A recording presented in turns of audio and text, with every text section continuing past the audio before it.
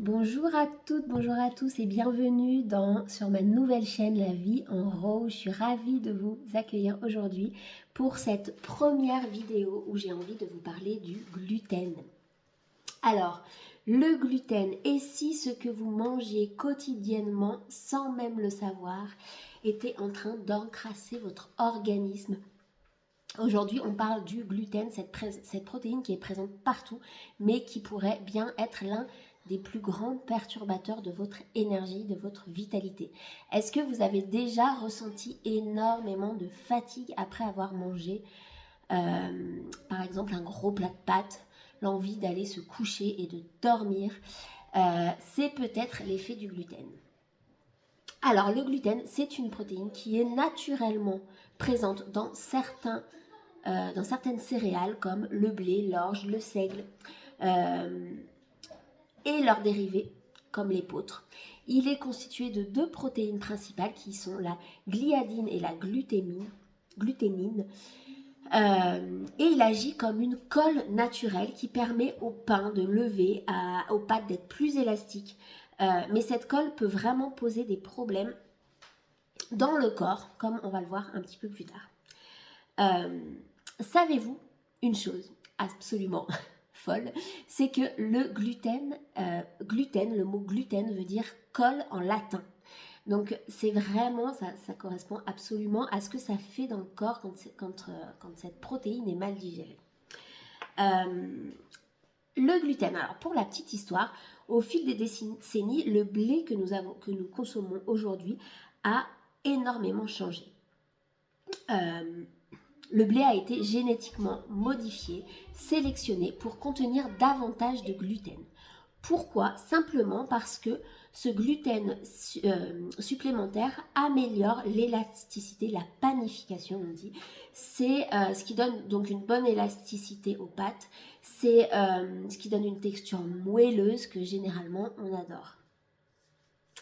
Et malheureusement, le revers de la médaille, c'est que ce blé qui est ultra gluténisé n'a plus rien à voir avec le blé qu'on consommait il y a 1000 ans, avec par exemple le pain d'Essène, qui est un pain à base de blé germé. Ça n'a absolument plus rien à voir. Et donc ça pose énormément de problèmes pour notre santé. Il y a des études qui ont montré que ce blé moderne contient jusqu'à 30% de gluten supplémentaire par rapport au blé ancien. Et c'est énorme, c'est pas un hasard.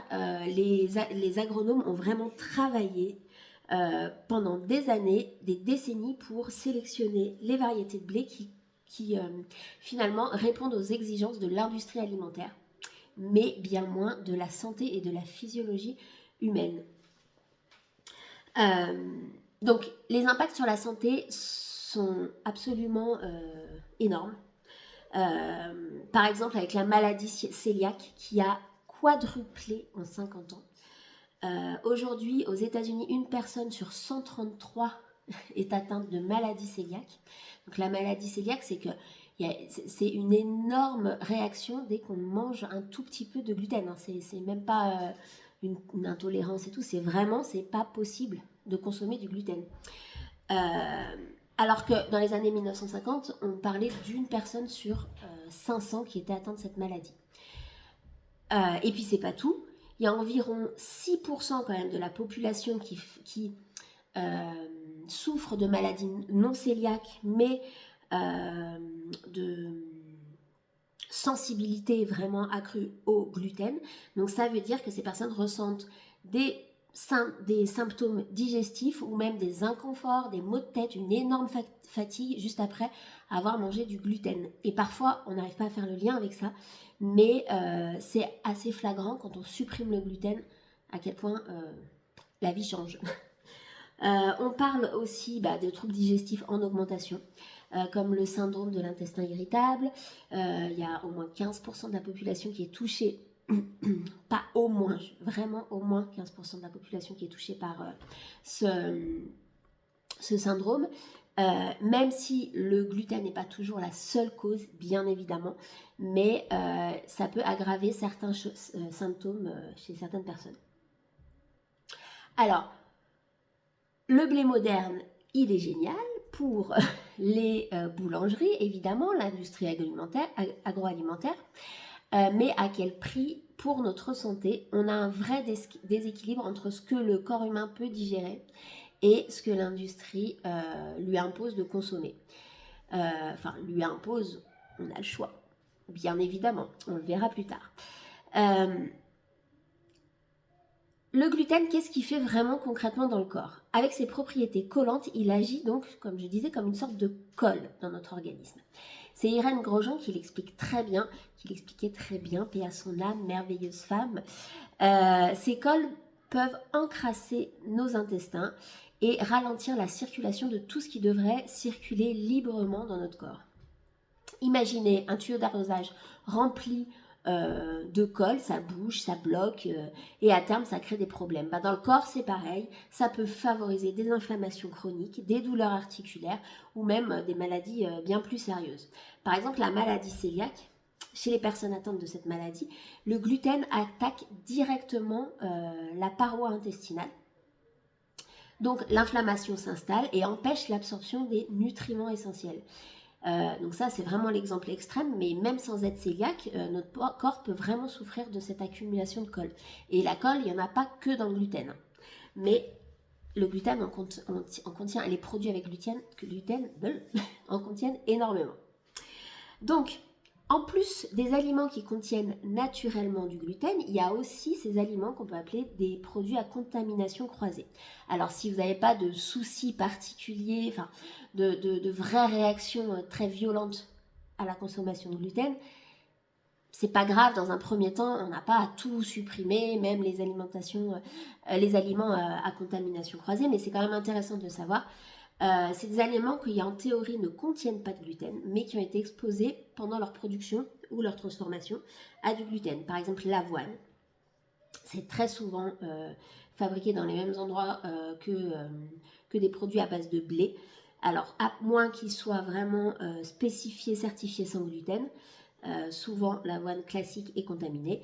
Les frites dans les restos, si elles sont cuites dans la même huile que les produits panés, les charcuteries industrielles, on rajoute souvent, enfin c'est pas qu'on rajoute, ça contient des traces de farine, voilà, les chocolats, les bonbons, les choses comme ça. Et c'est problématique pour les personnes qui sont très sensibles, parce que même une toute petite quantité de gluten peut déclencher des symptômes énormes. Donc si vous suivez une alimentation sans gluten, il faut vraiment vérifier les étiquettes et choisir des produits certifiés. Heureusement, aujourd'hui, il existe des alternatives et il y a de plus en plus de produits sans gluten dans les magasins. Mais moi, c'est vrai que, vous le savez, je privilégie une alimentation la plus brute possible et voilà. Mais dans une idée de transition, c'est intéressant d'aller voir des produits sans gluten et de voir aussi ce que ça fait dans notre corps de consommer du sans gluten. Alors en produit de remplacement, il va y avoir des pâtes.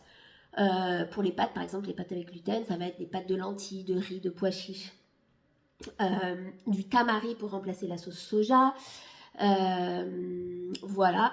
On peut commencer par identifier les produits qu'on consomme le plus et qui contiennent beaucoup de gluten et tester des alternatives. Par exemple, vous pouvez commencer par remplacer votre pain au blé par un pain au sarrasin.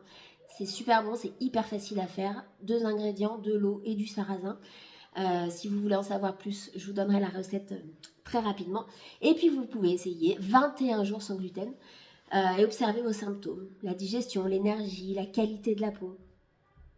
Bref, tout le monde n'est pas forcément sensible au gluten, mais en réduire la consommation est absolument bénéfique pour tout le monde, surtout si vous optez pour des produits non transformés. Si vous voulez en savoir plus, si vous voulez effectuer une transition alimentaire pour gagner plus d'énergie, n'hésitez pas à me contacter. Je vais bientôt vous mettre les infos de mon prochain programme absolument fabuleux pour cette transition alimentaire.